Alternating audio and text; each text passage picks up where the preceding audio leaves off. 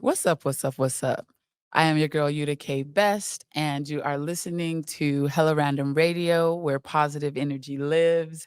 And today we have the blessing, the huge blessing to be here in Montbello, Colorado at the Confluence Center, started by Mr. Paul Clifton. All right, what's happening? How you doing, Paul? Good, good. Happy to be on the show. Yes, awesome. Thank you so much for doing this, for creating this center. So tell us a little bit about how the Confluence Center came to be. Yeah, so I've been a teacher at the school McGlone Academy in Denver, Colorado. I've been here for 11 years now. And starting off, I was a classroom teacher, taught fourth grade, then fifth grade, and sixth grade. And I moved up with my students every year. Okay, And which is awesome. one thing I noticed that first year of teaching was how storytelling was a way to connect with my students and their parents. I'm a Spanish speaker, and so I was teaching a ELA S class, they call it. So it's a Okay. Spanish speaking class, and I would teach lessons in Spanish and some lessons in English. And so all the families were Latinos, and so one thing that was a kind of a struggle at first was to build relationships with the families, Mm, being a black man. And there was one thing that was unfortunate that happened with, there's a happy ending to it. Before the school year started, there were some families that advocated for their students to be taken out of my class oh, before wow. they had even met me. And so the response to that was to do a lot of home visits and Mm. have a lot of conversations with families and build relationships. Personally, you went? Yeah, yeah. So we have a home visit program here in Okay. DPS, and so I would go visit along with another educator, visit families at their homes, and really learn about their stories and share my story with them as well. And with that, we were able to build intersectionality, build relationships. And so just understanding the impact that that then had on students and the way that they learned in my classroom, in our classroom, the way that they learned was like, those me understanding their stories really motivated me to be the best teacher I could possibly be I hear for that. them. And uh and it just kind of grew, and I continued to use storytelling as like the base of the educational experience in the classroom. And then years later, the opportunity came about to be able to move into this space as the technology teacher. And one thing is like having the opportunity to take storytelling to the next level. Established the Confluence Media Center as a nonprofit to help provide equipment and things like that that definitely schools don't have the budget for, but Right. we could support the youth in helping to tell their stories and do other things with technology that wouldn't be possible without establishing a nonprofit in the Confluence Center. Awesome. And so I'm going to back up a little bit before we get to the technology center. Were you able to talk to any of those families that pulled their students out, or was that just too late? Yeah, the as far as I know, like the families didn't end up pulling them out. I had an administrator at Okay. the time that was really supportive, and she didn't necessarily like tell me that these are the families and stuff like that. She basically told me like we basically like So you do went to home talk to visits, like folks and you establish you didn't these know whether or relationships. not. Yeah, yeah, no, like I mean, there were some things that happened, throughout that first year that give me an idea who it might have like, Okay. but it's like it was I think at the end, I think the second year of teaching in that classroom, I had basically the same students. We were able to have like a big celebration where we shared a podcast with the family stories. And so like any of that, those feelings like went away at that point. At that point, like families were bringing me food for lunch. It's like, I continued to do home visits, just to continue building those relationships. And it was, definitely more of like a family atmosphere. And so, yeah, I mean, I think some folks were, might have been just apprehensive. Um, in this community, it's a immigrant population that's pretty like new to the states and like new to the United States of America. And so, Mm. not knowing, not having lived around Black folks before, I feel like that played a lot into it. And but I think solving that problem is, storytelling and like Yeah. just building that connection. And so, yeah, at this point, like it doesn't matter who it was. It's like it's just that was the feeling that existed, and the what we did as a school and what I did as a teacher to work on that problem has like motivated me as a teacher to do more of this stuff and more storytelling. So Awesome. And so obviously you didn't really take it personal. But how did you feel? yeah, I mean, yeah, definitely, you know, definitely going in, I was, your first year of teaching, like Already? you're scared. Like Yeah. no matter how, I went to University of Northern Colorado, Center for Urban Education. I'd worked in schools, wanted to be a teacher my entire life. Since third grade, I've known I wanted to be a teacher. Oh, wow. And if anybody should be prepared for that, it's me. Like I was like, yeah, but I remember that first day of school. I showed up to the school like really early, Mhm. and the school wasn't even open. And so like I just sat in my car and I was like really nervous and anxious, sitting in that, trying to calm down. And Aw. uh and so yeah, it was like, I mean, um hearing that after the fact, or like into the school year, it just kind of, I was like, yeah, I mean, I get it. I think as an educator, the parents are trusting you with their students for, I mean, their kids for a large part of the day, and we're very influential on the youth, and that's one thing I love about teaching. But it's a huge responsibility, Oh, no doubt. and so just knowing that folks had concerns, it just really motivated me. It's like, hey, yeah, I do need to build relationships with families. Like that's a necessity, Yeah. you know. And so it's an essential ingredient in being an educator and having a successful relationships with students is building relationships with their families. Ashe, ashe, awesome. So you started out what subjects were you I guess in elementary school, it's all subjects, just Yeah. like the whole grade. Awesome. So you said that you shifted into the technology center. So what was here before it became Confluence? Yeah, so this was a library. This was a Okay. library, and it was a tech lab as well. So, and it was a little smaller. Like, they had done some construction before I moved in here, and there was an educator here that had a vision to turn it into like a makerspace. Okay. And makerspaces are really popular in schools, and at that time they were like huge. And so they started. The educator took the lab part out, but as students have their own Chromebooks and things like that. So there was like a lot more space. And also with a lot of the library books being taken out. And so it was kind of, and it was like that for a couple years. And then that educator moved on, and then I had the ability um, to move the opportunity to move into the space based on what he had built, and then add on to it. Yeah. Yeah.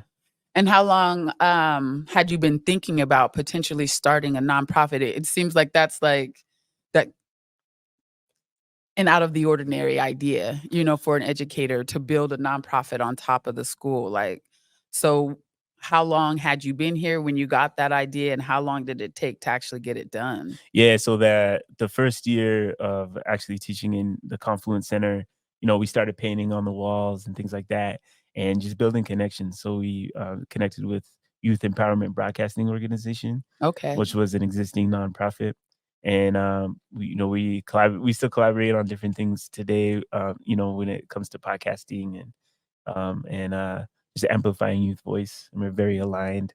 And So I was collaborating with Corey Montavo, Okay. and we taught electives together in the center. And one thing about Corey, he's always like helping. I consider him like a mentor of mine. He really pushed me to really continue developing the Confluence Center. And I joined a program called Moonshot, which is Moonshot Adventures here in Denver. And they support, folks, they support educators and thinking outside the box, Yeah. building entire schools or starting programs, and it's really, really dope program. And doing Moonshot, man, I just realized, yeah, This could be a nonprofit, and they really provided a lot of the tools to like how does it actually happen. Yeah. And then we were able to Awesome. connect with the fiscal sponsor, How to New Collective, and they really support the Confluence Center in growing and finding grants and things like that. So yeah, it's So a is the community. Confluence Center its own 501(c)(3), or you're still working through a fiscal It sponsor? is its own 501(c)(3), but we also have a fiscal sponsor that supports with different things. So we are a registered 501(c)(3). So we can accept donations. So donate, y'all. Yes, donate.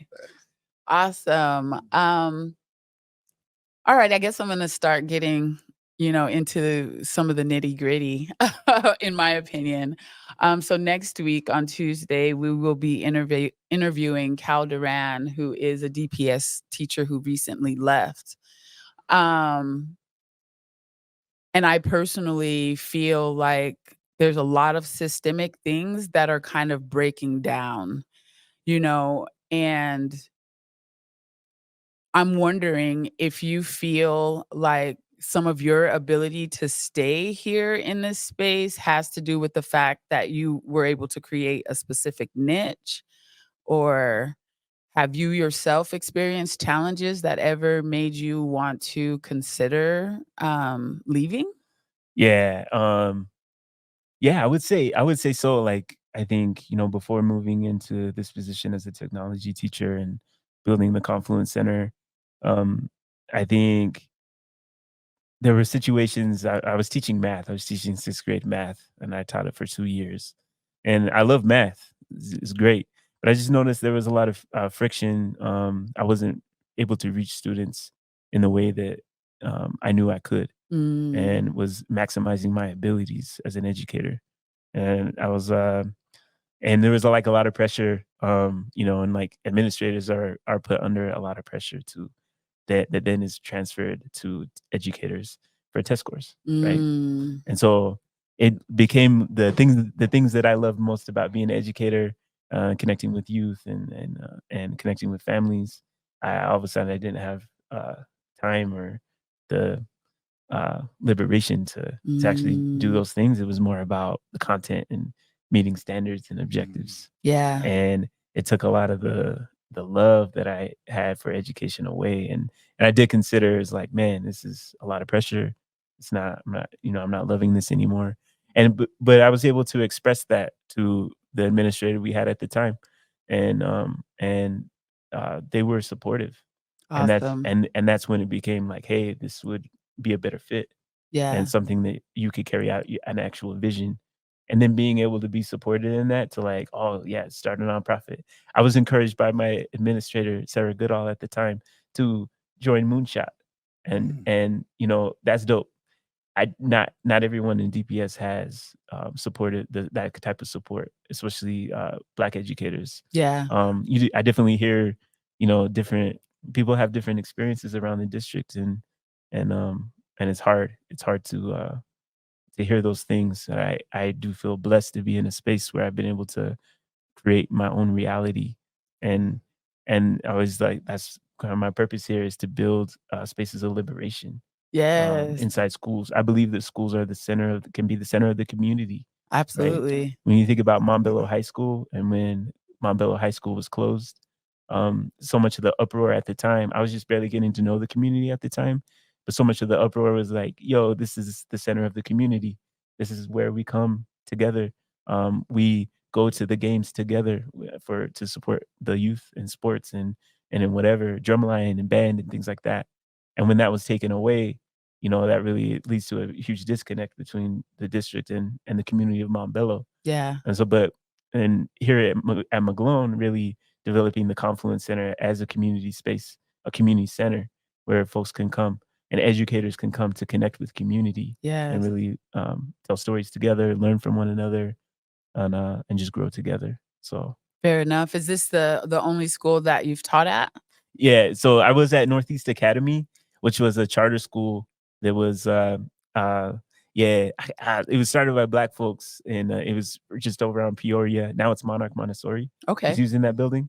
But yeah, that was my first, like, taste of what Denver was, and what Montbello was, And like it's crazy. Like I still like I know I still a lot of those students that were there, like I'm still connected with. A lot of the families moved over to McGlone when it closed down. And so I was there for 2 years as a paraprofessional, Okay. and I took classes at University of Northern Colorado Center for Urban Education in the afternoon to get my teaching credentials. And then I student taught at McGlone when Northeast Academy closed down, and I've been here ever since. Nice. Yeah.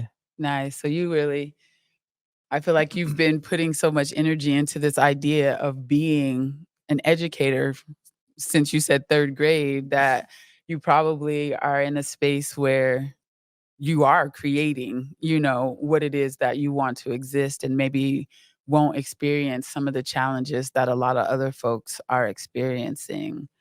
Um, on another note, do you have any like artistic aspirations outside of just being an educator? Yeah, yeah, I mean, so growing up, uh, I think that's, like, another aspect of why developing this space is so important to me. Like, I am an artist, right? And, there's, like, different levels of artistry and things like that, of course. But, yeah, when I was in middle school, I remember my parents bought me, like, a Mixman controller to start to make beats and things like that. And I remember I had been begging for, like, turntables and stuff to DJ. And so that was, like, kinda my beginning in middle school, and in high school, I DJ'd. Oh, I nice. DJ'd the parties and, of friends and stuff like that, and DJ school dances and things. And so, yeah, I was an artist, um, and so, yeah, like, I've really fallen in love with, audio production and, podcasting, and just, like, the art of, like, making folks sound good and, Yeah. That's crispy. important. Yeah, you know, and, uh and storytelling, and so it's a good way to mesh all those, the audio and the storytelling piece.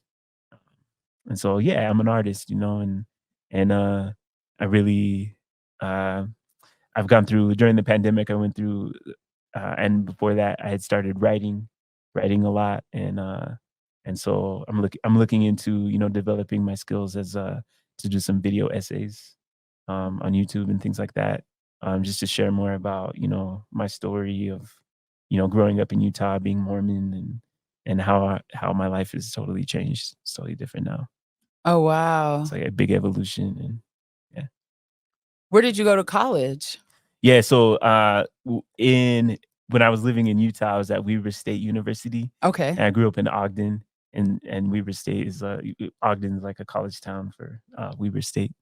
And so that I really thought that I really love Weber State. I thought I would be there forever, and, but at some point, Utah became, it wasn't home anymore. It didn't have the same feeling, and Denver has become that. And so, being able to move out here and then go to University of Northern Colorado Center for Urban Education. I never really went to Greeley. I think I went to Greeley for a basketball game because Weber State actually played against UNC. But the Center for Urban Education was like it was like it was basically like a group of folks who wanted to become educators, and there's majority like people of color in the classes, and all of the educators had been teachers at some point, and a lot of experience, and it was lovely, being able to go there. Interesting. I do wanna dive in, a little bit more, if you don't mind, if you can articulate, what it is about Utah that changed or what it is about you that changed so that it suddenly didn't feel like it was home? Yeah, absolutely. Yeah, so alright, in Utah where I grew up in a town called Riverdale. Um, you know, I had a great experience growing up. Lived in like, a safe neighborhood. Um, but there weren't very many black people. There was like one black family that lived around the corner. I think I looked at census data for like a project I was working on. There were like 16 black people in the whole neighborhood, the whole city, Riverdale City, you About know. how big was the city? So it's like 0.2%. of a percent is black Wow. or Wow. something like that. And Okay. then when I just joke, like when my family left, like it went down to 0.1, like because we've all moved away. But yeah, so like I think the more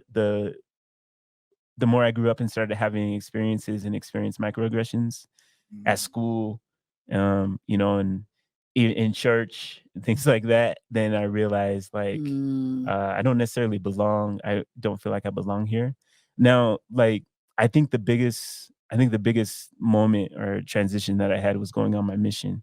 So when you're Mormon, when you're 19 years old, you go and you're a male, you go on a mission, a 2-year mission. And I was sent to LA. And I that was like the perfect place for me to go. Because being in LA, like my first area was in Hawthorne and Inglewood. And there's like, yeah, I had never seen that many black people Yeah, I in was one gonna place, say. you know? So you got to flip the script right there. Yeah, Yeah. yeah, yeah. And yeah, because it was and I was there to learn Spanish as well. So I Yeah. was a Spanish speaking missionary. So I was like knocking on doors and I was just like getting to know people. And of course I had an agenda at being a missionary. I was like, trying to, preach what I thought at the time was the word of God and like trying to convert people and baptize folks. But the more that I met people, I realized like um, you know, I guess like growing up in Utah, like 50% of the state is Mormon. And in my little town, like majority Mormon, right? And like anybody I knew was Mormon, really, really. And I realized that people who aren't Mormon live very fulfilled lives as well, and are beautiful. Like just the different cultures that I in LA, just people from all over the world. Like just like the different cultures that are there and religions that I learned about that I had no idea existed beforehand because I was very sheltered, and just being able to just have conversations and connect with someone who wasn't Mormon but also people that look like me, Yeah. um, and uh, and it was very beautiful. And then going back to Utah, I was still Mormon, but like I was grappling with different things that are inside the religion, like racism. They had uh, they didn't allow black people to go into the temple until 1978. Oh, They had like an wow. exclusionary act against black people, Yeah. and Wow. and so I had always had issues with that. And you But knew about that even before you went to LA? yeah, I did, and like I'd ask leaders and things like that, and people just didn't seem to know why, and people just didn't have an answer. The real is racism, right? Right, But right. they weren't ready to say that as in their Mm. whiteness and like where their understanding of their religion. And that's interesting. Like a lot of times Mormons don't identify as being as like white or black or Latino. They identify as being Mormon. That's the biggest part of their identity. Deep. So whatever to protect that, whatever you got to do to mentally to protect to like mental gymnastics to protect that belief that you have, you're gonna do. And so Yeah. even when you don't know, then it's like you should pray about it. And so I did pray about it, and I felt like at the time I had got an answer, but really it would have been just really difficult to relieve the religion at, as a teenager and being in a Mormon family, and then um, having so many Mormon friends. It would just be really difficult. And I think that's why I kept getting the answer that I wanted to hear every time I prayed about it. And so I go on my mission, and then I'm meeting a lot of people and a lot of people of color, and uh, and then it becomes more of an issue for me, especially as I'm talking to black folks that know about the church, Yeah. and like they're testing me and like asking questions, and I'm like, yeah. And so, I definitely did some activism work inside as a missionary. There's a couple brothers that in Mormonism that really try to, talk to black folks about stuff. But then I invited them to talk to the missionaries about, why is it so hard for us to baptize black people? And then they talked about the racism and that this was, and they weren't afraid to say that this was racism, but they're still Mormon. Yeah. They were like able to like find a Reconcile. balance. And when I realized kind of then that I just have to be okay with this because nobody's gonna come out and say that, they're not gonna make any statements. The church isn't gonna make any statements that put in jeopardy their belief that they have prophets, seers, and revelators, people that talk to God and lead the church. And so uh, then I realized I'm not okay with it. Like I can't Mm, reconcile that, and it's not true. yeah. Yeah. About how old were you when you made that? Yeah, When as it became 21, clear? 21, yeah. So like I came home from my mission, and um, it was an interesting time. Like I was going to church with my mom and with my parents, and at the ward that I had gone to my entire life, around people that I had known my entire life, and people that were friends and family friends and stuff, and I realized like I can't talk to any of them about this stuff, and like I Okay. don't feel comfortable here anymore, and so I made a push to like I'd feel more comfortable going to the Spanish. They had like a specific um, place ward for Spanish speaking folks, and so I was like I advocated to go there because I felt more comfortable at that point around Latinos and speaking Spanish, and more after 2 years of being ingrained in the culture, I felt like I would feel more comfortable, and that worked for a while, but I couldn't overcome like I couldn't reconcile what the harm that had been done. Um, you know, uh, it's interesting when you're really deep into that belief and like Mormonism. Going to the temple is like that represents heaven, and so if you're like out there to for someone to say that like this group of people because of their race aren't allowed to go into the temple, then that means that people didn't think we were worthy enough to go to heaven because of the color of Wow. our skin. You can't get more racist than that. Right. That's and and I just couldn't do it anymore. And then Utah became like, yeah, like half of these people, like 50% of the population believe, they might not know that the church did this because they do a good job of covering it up, but many of them do know and they're cool with it. Yeah. And so they're never gonna fight for me. Like they'll never have my back. This isn't my community. Yeah. And so being able to have the opportunity to come to Denver, even though there's like people would say like, oh, there's not a lot of black folks in Denver. Right. To me, it's like blackdom, like he's like, there's like a black community, like I have neighbors who are black and that's I feel a lot more comfortable. Like I feel good here. I feel like this is my community. I feel a sense of belonging. And especially in Montbello, I think becoming a teacher, I was looking for a community. And that's Yes. one reason why Montbello means so much to me. I hear They that. welcomed me with open arms. So, Awesome. Wonderful. Awesome. And what is your spiritual system like now? yeah, so it's after Mormonism, I really searched. I was really looking for different things. It was kind of like, you have like a faith crisis, Yeah. but I Yeah. didn't have the vocabulary to know it was a faith crisis or that I was going through something. And I definitely had like some breakdowns and started doing, therapy and things like that. But I jumped into Islam, study Islam. And then, and like I learned a lot, and I still carry a lot of those learnings with me. But then things started coming up that I was like, this is kind of like Mormonism in a way, like that the structure Mm, is there's some similarities that I'm uncomfortable with. right. And then I moved on to study Buddhism, just with like different people that came into my life, at the time and brought things to me in Buddhism. And I would say that I'm closest to that now in the way that I live. Uh, but even in that, there's like different sects of Buddhism. Yeah. There's like, and so even that's not super. It's not always like a just clear as far as of institutionalism and things like that.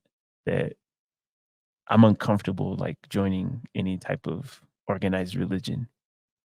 You are uncomfortable now. Yeah, Fair. based on the experience that I had with Mormonism, it really like, yeah, I don't need that in my life.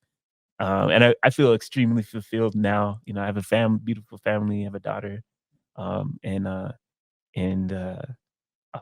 when it comes to the Confluence Center, I feel like when coming to work, like it doesn't always feel like work. It's like a purpose. Yes. It's like it's my purpose. Like this is what I'm supposed to be doing right now. Yeah. And I'm extremely fulfilled. Like I don't think it'd be hard to add on to the fulfillment that I feel right now. You said that now Utah has half the population of Black people there.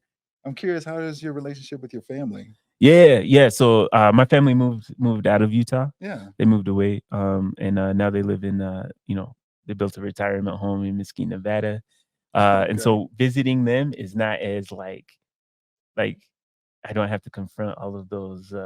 It's not. I don't have to go to Utah Yeah, right. and be around, be in that atmosphere. Yeah, absolutely. But yeah, like my dad, my parents. I'm mixed, so my mom's white, my dad's black. Yeah. And my mom grew up in the church, and for her, it wasn't something she had to like confront. It was like, racism in the church. But my dad, when I was a teenager, he was baptized, and so that was kind of like a sign to me that like it's okay, like I could be Mormon and things like that.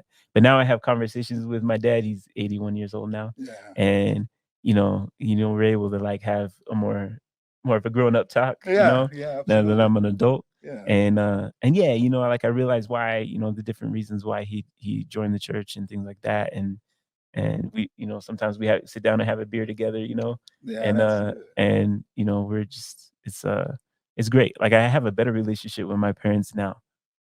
Because I feel like when I was Mormon, there were things that I couldn't talk to them about. Yeah, I can see that. For sure. Now that I'm an adult and everything, and I can be honest about how I feel. Mm-hmm. But when I call my mom, I'm always like, hey, especially if it's on a Sunday, be like, how was church? Yeah. Just trying to, understanding that, yeah, it's not my lifestyle choice, but also like respecting what it means for her to be Mormon. That it's still something that's important to her. Yeah. So yeah, it's curious because my understanding of Mormonism, they can be closed off, like it's either all or nothing type of structure. That's why I was curious that since you've separated yourself to some degree from it, how your family's responded to it. And that since they've moved, that might be an indication that they've moved away from it a little bit, not be so indoctrinated is a word I'd use. So it's great to hear that you still have relationship with your parents, especially the older that they get, and now that you have a daughter, that's definitely going to be important to have that relationship and keep that going. Yeah, absolutely. I mean, yeah, it's like I feel like there had been times where maybe religion might have gotten between us. Yeah. When I was going through my faith crisis, and like I was really I have to have this conversation with my parents, and it's like a tough conversation. Yeah. About where I'm at. My mom, for a while, she would still invite me to, when are you gonna come back to church? Type of thing. Yeah, it's like all good mothers do. Yeah, it was like to help them realize that this isn't a phase. Like I'm done. Like, and I'm doing this for me. This is beneficial for me. Yeah. And I think it was hard for them to take it first, but then they realized like that this is what our son needs to do. Yeah. And that means more to me than any acceptance that I got for being Mormon could ever give me. Yeah. It's like, absolutely. But I do think the tough part about leaving the church was like friends. Yeah. Like there are some friends that I just there are some friends that I know like don't want to talk to me. Yeah. Or like upset. When you leave Mormonism, it's like you're like cut off. You're an apostate now. Like you like basically you have no shot of going to heaven. That's the way that the mentality is. Mm-hmm. And so when it's time for me to like have conversation with friends that I had growing up that were Mormon that I might have been close to, now that I'm not Mormon, it's like, I'm not interested in having that conversation. Yeah. Totally get it. And maybe one day that'll change, but right now I just don't feel the need to revisit those relationships. And then the last thing, is there anything just general that you would like to share with our audience? Yeah, I mean, now it's like this was a really, really great experience to be on your podcast, and then definitely to collaborate with you in the summer program where we worked with youth. I definitely you don't like I'm not always in like circles with like healers and folks that are so intuitive as you. remember just you're just like really intuitive when it comes to youth and people and how they're feeling and things like that. And so just spending a certain amount of time with you, it starts to help me think about different things as an educator and how to Mm, best support youth and just being a human, like when I'm interacting with someone, and someone might not be in the best mindset, what trying to understand what they're going through, yeah. and then using that as my response to support them. And so yeah, I really enjoy the conversations that we've had so far, and I'm looking forward to digging into your content and connecting with your audience. Awesome. Well, Yeah, thank you so much. Thank you for being, a Black educator, a Black male educator, Indeed. that the students can count on and for creating this awesome environment. And yes, I definitely look forward to connecting again soon. right on. Yeah, thanks, Mike. Yeah, of Thank course. you, Yuta. Absolutely. Yeah, Awesome. Well, this has been Hella Random Radio, where positive energy lives. Please like, share, subscribe, comment, all the things. all right, Peace. peace. Peace.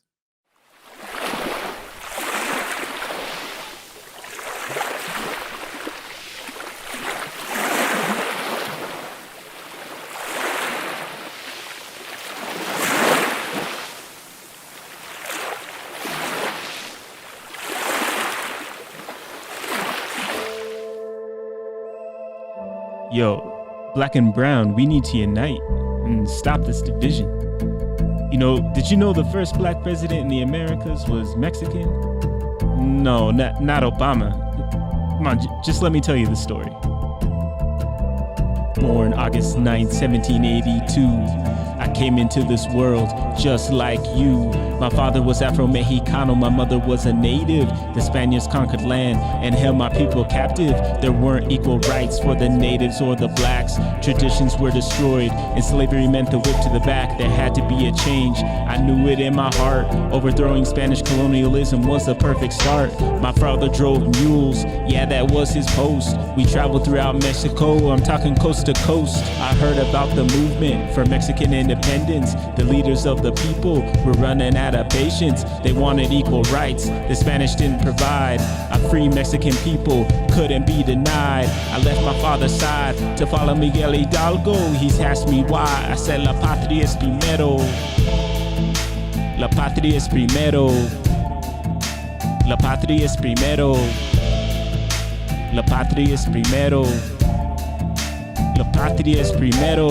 Afro mestizo, líder y presidente. Me llamaron el negro, pero mi nombre es Vicente. The truth is found, mezclado en tus raíces.